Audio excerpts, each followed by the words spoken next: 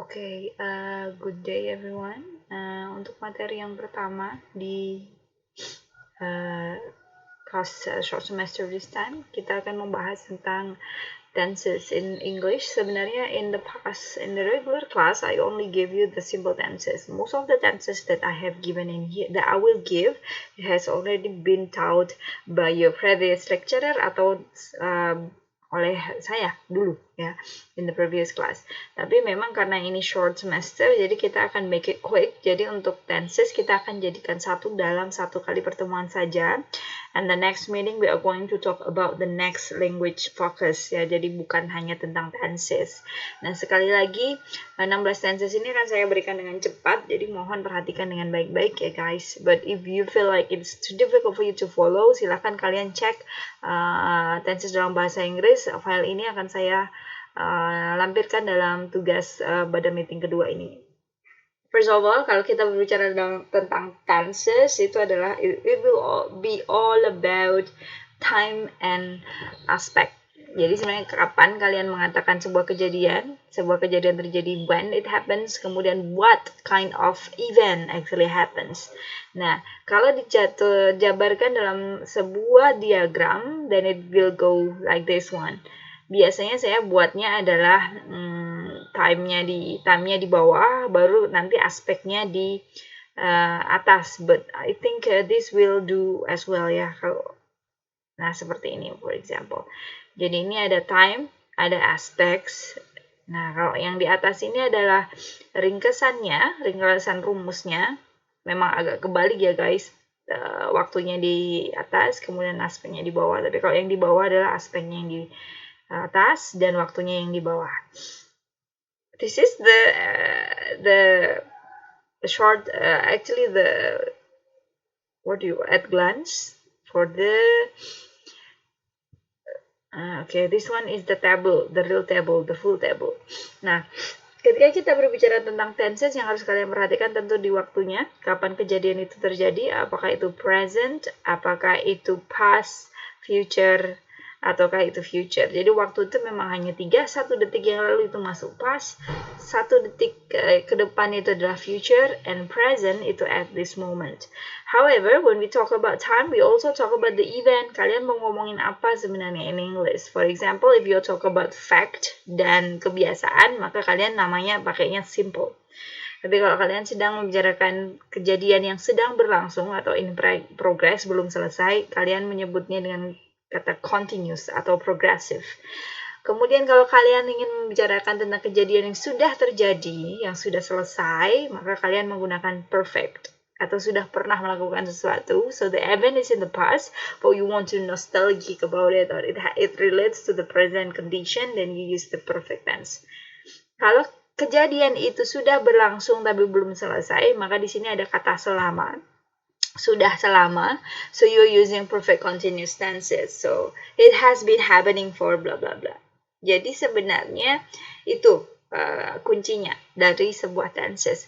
Nah, sekarang kalau kita misalnya pakai kejadian for example, I am handsome. Saya tampan. Jadi perlu diketahui bahwa nanti kalian lihat lagi materi sebelumnya tentang sentence ya.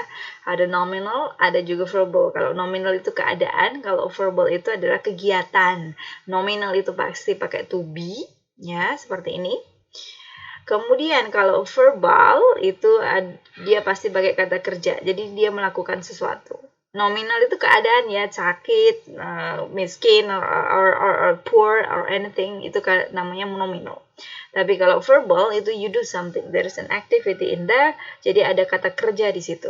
Kata kerja dari nominal itu adalah to be 1, 2, dan 3, up to you tergantung tensesnya. Untuk verbal itu adalah verb 1, 2, 3, dan seterusnya. Jadi dia ada kegiatan. Nah, ketika saya bilang saya cantik atau saya tampan, I am handsome, it belongs to keadaan, so you use nominal. Sekarang pertanyaannya, kamu gantengnya kapan? Gantengnya sekarang, besok, atau lampau? Ketika kamu sekarang masih ganteng, ya udah kalian pakai present tense, maka to be-nya adalah is, atau are. Yang ini, to be 1 atau to be present, ya. Tapi kalau kamu dulu ganteng, sekarang udah nggak lagi pasti, ya, lampau, masa lalu. Mungkin terjadi sesuatu di wajahmu, we don't know. So you are using the to be 2 was, dan were. But ketika kamu sekarang masih belum ganteng-ganteng juga, kamu rencananya kalau punya duit bawa operasi plastik biar kayak Lee Min Ho, then you are using this one. Future tenses, will, to be, going to. Will atau to be plus verb 1. Jadi ini tinggal nanti dilihat konsepnya saya berikan, nanti untuk rumusnya silahkan dihafalkan sendiri ya. Nah, sekarang ketika kalian berbicara, itu kalau keadaan ya. Kalau kita bicara tentang presiden, for example. If I say Soekarno is the president, itu benar atau salah? Ketika kita menggunakan is, berarti itu kejadiannya sekarang. Apakah Soekarno sekarang jadi presiden? Bukan. Maka yang benar dia masuk ke dalam waktu lampau. Soekarno bukan is, tapi was. Jokowi is the president. In the future, siapa yang akan jadi presiden? We don't know. Ambil aja will be. Mungkin kalian nih, I will be the president, so you can just put it in here. Gitu ya, simple seperti itu. Nah, ketika fakta atau kebiasaan ita, sekarang kita menuju ke kebiasaan atau kegiatan yang selalu dilakukan pada sekarang. I love you. Saya cinta sama kamu. Kalau kalian masih cinta, jatuhnya ke present. I love you. Faktanya sampai sekarang masih cinta. Tapi kalau kamu putus sama pacar kamu dan itu menjadi masa lalu, so you becomes I loved you. Pakai verb 2. Kalau verb loved. Tapi kalau kamu ketemu cewek dan aku akan cinta sama kamu, maka kalian pakai I will love you. Sekarang belum cinta tapi nanti akan cinta lagi. Atau sekarang cinta dan semakin cinta, you can use I will. Ya, jadi silakan gunakan kata-kata ganteng dan cinta untuk membuat kalimat yang simpel ya. Sekali lagi, cintanya kapan? Cintanya sekarang I love you, he loves me. Kalau cintanya lampau, he loved me. Kalau future, he will love me. Paham ya? Sekarang kita menuju ke sebuah kejadian yang sedang terjadi, yaitu continuous. Berarti sekarang masih sayang dong. I care about you, for example. Saya sayang kok sama kamu. Sayang itu NPV atau bukan ya? Atau I'm caring about you. Atau saya sedang berpikir tentang, I'm thinking about you ya, kita thinking. Saya sedang kepikiran kamu deh sekarang, maka jatuhnya di sini. To be itu jarang dia masuk ke dalam continuous karena nanti jatuhnya dia adalah sebuah NPV. Jadi nanti I am being silent itu berarti pura-pura ya maknanya. Bukan sedang diam. Kalau saya sedang diam pakai saja nominal sentence. Now we will go to the next. For example, saya sedang mikirin kamu nih. Nah, kalian pakainya adalah present continuous. Okay, we're back. Sorry for the interruption. Kita sampai di continuous ya. Jadi ketika kalian bilang I'm thinking about you right now, kalian pakainya present. To be-nya is are diikuti verb ing. Nah, ketika kalian I was thinking about you last night, saya baru mikirin kamu ketika kamu telepon tadi malam, maka pakainya was. Am jadi was. Kemudian ketika aku akan mikirin kamu deh besok, so we will say I will be thinking about you tomorrow. Jadi intinya yang berubah itu ya hanya auxiliary-nya guys. Tetap kalau continuous itu tetap pakainya verb ing. Okay? And then, jadi intinya seperti itu. Kalau kalian mikirinnya sekarang, maka to be-nya present. Kalau mikirinnya kemarin, maka to be-nya jadi past, was sama were. Kalau kalian mikirinnya baru besok, berarti will. Seperti itu ya, semuanya pakai verb ing kalau continuous itu. Nah, kemudian untuk kejadian yang sudah terjadi, itu adalah menggunakan perfect. Perfect itu ciri-cirinya ada has, have, pakai verb 3. Nah, pertanyaannya, sudah kejadiannya itu teringatnya kapan?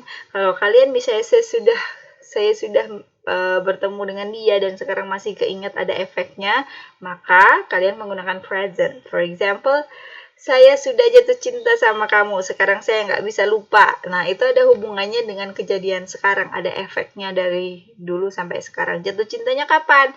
Lampau, tapi keingetnya sampai sekarang. Maka kalian menggunakan has dan have diikuti verb 3. Kalau perfect itu semuanya verb 3 ya guys, jadi tidak ada perubahan. So, for example, intinya ya ada di verb 3-nya ini. ya. Tapi kalau misalnya kejadiannya lampau, nggak ada hubungannya dengan sekarang, maka kalian tinggal mengganti has have-nya menjadi had.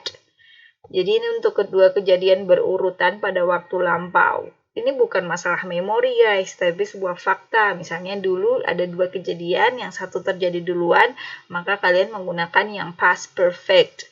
It had come to me when bla bla bla pakai verb 2. Jadi contohnya seperti ini.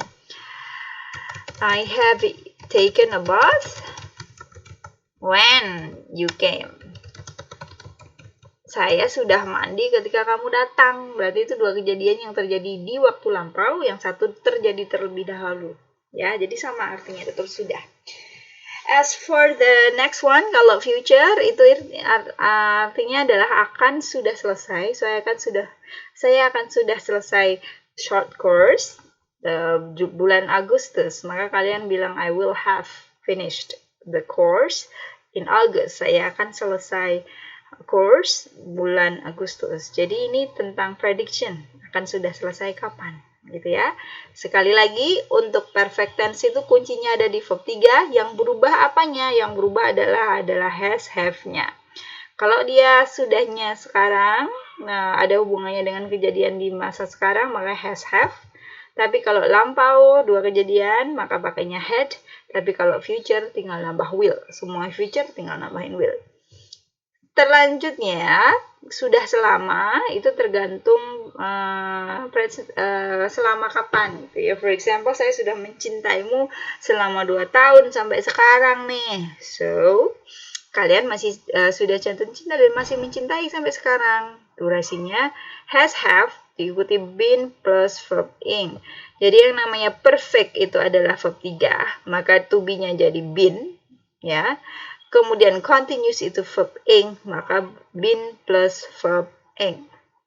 Oke ya, has have plus been plus verb ing. Saya sudah makan selama setengah jam, nggak habis-habis sampai sekarang. Sekarang mau dilanjutkan? Boleh, enggak, atau juga boleh.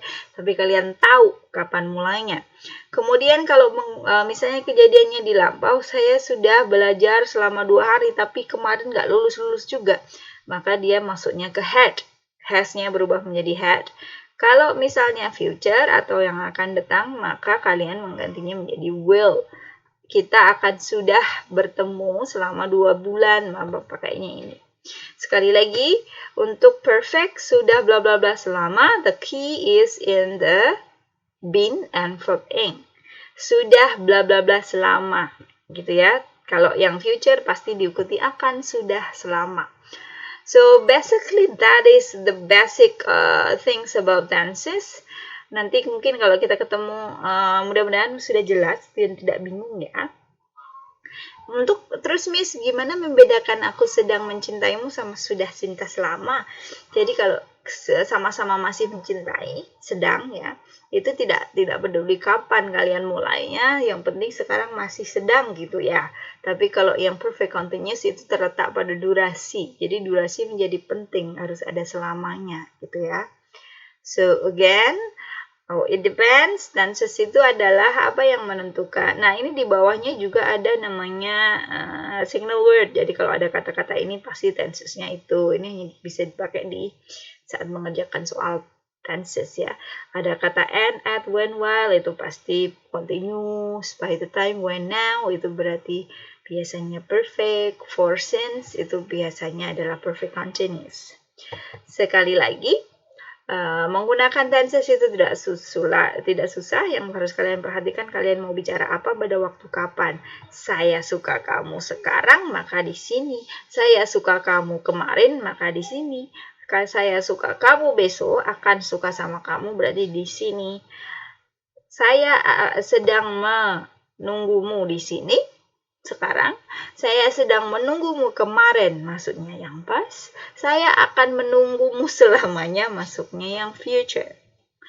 Saya sudah bekerja, masuknya di sini sampai sekarang. Saya sudah bekerja selama bla bla bla tahun lalu, masuknya di sini. Saya akan sudah belajar, masuknya di sini. Saya sudah belajar sampai sekarang adanya di sini. Saya sudah belajar sampai pada waktu lampau. Sampai kemarin adanya di sini. Saya akan sudah belajar selama adanya di sini. So, what you need to know is only the flexibility.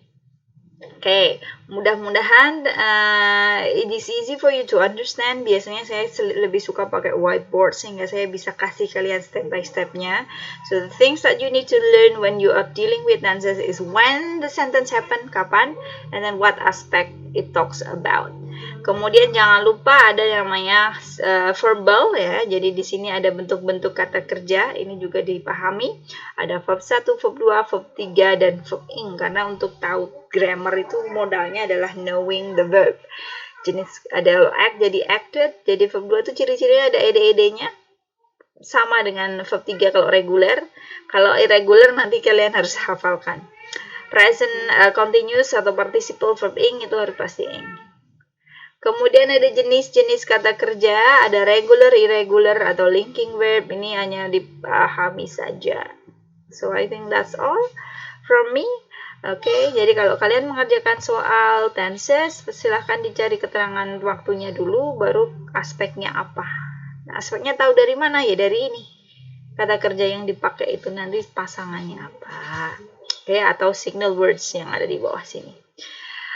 Okay, I think that's all from me about 16 tenses. Hopefully that you understand it well. If you do not understand, silahkan cari reference yang lain. Boleh via YouTube atau yang lainnya.